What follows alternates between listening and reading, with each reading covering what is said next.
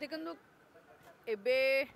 प्राय समस्ते फील्ड रे माने जो जगह रे कम रजिस्ट्रेशन होईची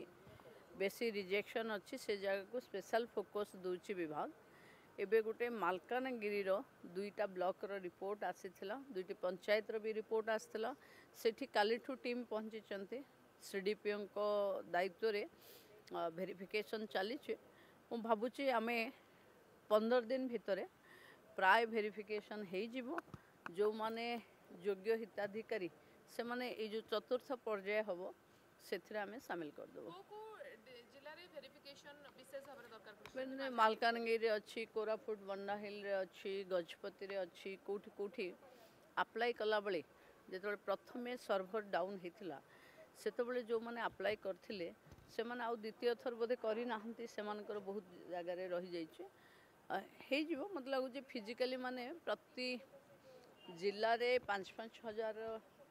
फास्ट टार्गेट जदि वेरीफाई हे जो पुणे हे जो टारगेट केते रखा जायछि सर्वमोट 15 दिन देखंतु लक्षे 6000 लक्षे सॉरी कोटी 6 लाख एप्लिकेशन अछि